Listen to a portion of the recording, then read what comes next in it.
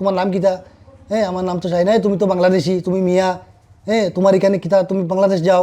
2019 সালে প্রকাশিত ভারতের নাগরিকপঞ্জি বা এনআরসিতে সপরিবারে নাম ছিল আসামের শিলচরের বাসিন্দা শাহিন আহমেদের।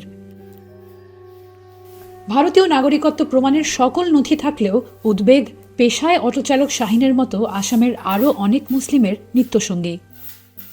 মিয়া মুসলিম কিতা আর ইয়ো মুসলিম কিতা এটা আমরা বুঝি না। আমরা তো অরিজিনাল আদিবাসী মানুষ, আমরা ডকুমেন্ট আছে, আমরা সব কিছু আছে। আমরা হইলো ইন্ডিয়ার মানুষ, হিন্দুস্তানের মানুষ। আমরা না আমরা এনআরসি ভুল আছে, না আমরা ডকুমেন্ট নাই, সব কিছু আমরা আছে। তারপরেও তাই কইতরা যে মিয়া মুসলিম আসামও মিয়া মুসলিমে ভরা। সম্প্রতি আসামের মুখ্যমন্ত্রী হিমন্ত বিশ্ব শর্মা বলেন যে মিয়া মুসলিমদের অটোতে চড়লে ভাড়া কম দিতে, তাদের সাথে খারাপ ব্যবহার করতে।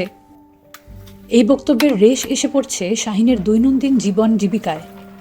আগে যেমন কি রাতে 8টা-9টা পর্যন্ত গাড়ি চালাইতাম, এখন বিকালে 6টার সময় গাড়ি বন্ধ করে দিই। এখানে রাত্রে হইলে মানুষের দিকদারি করে। আসামের মুখ্যমন্ত্রী যে বলছে যে মুসলিম হইলে 5 টাকার জায়গা 4 টাকা দিও, এখন প্যাসেঞ্জারে মানে এইরকম করে রাত্রে হইলে। নিজে মাতলেও আর কি এখানে দাঙ্গা হইতো, মায়ের হইতো। তো এর লাগিন আমরা নিজে এখন কিতা করতাম, বাধ্য হইয়া মানে মানুষের কথা শুনিয়াও আমরা চলি আর কি। কি পর্যন্ত মানে এখন সিচুয়েশন আর কি, মুসলিম মানুষ গড়তেন বার হইতে মানে ভয় করে এখন। এই পরিস্থিতি বাস্তবে গভীরে নিয়োজিত কোনো নির্বাচনী কৌশল হতে পারে বলে ধারণা শাহিনের। আসামও যদি মিয়া মুসলিম পড়া থাকে তো তুমি বাংলাদেশ তারা পাঠাই দাও না। আর তো মানে 2 দিন পরে পরে ঝগড়া, 2 দিন পরে পরে মানে দাঙ্গা হওয়ার। তাই তো আসামের মুখ্যমন্ত্রী, তাই পুলিশ দিয়ে তোমার বাংলাদেশ পাঠাই দিতে পারতা। অরিজিনাল তো এটা মাত না। অরিজিনাল মাত হইলো হিন্দু মুসলিম দিয়ে একটা ঝগড়া লাগানি, হিন্দু মানুষ খুশি করা, সামনে ইলেকশন আছে, ভোটটা মানে একতরফা করা।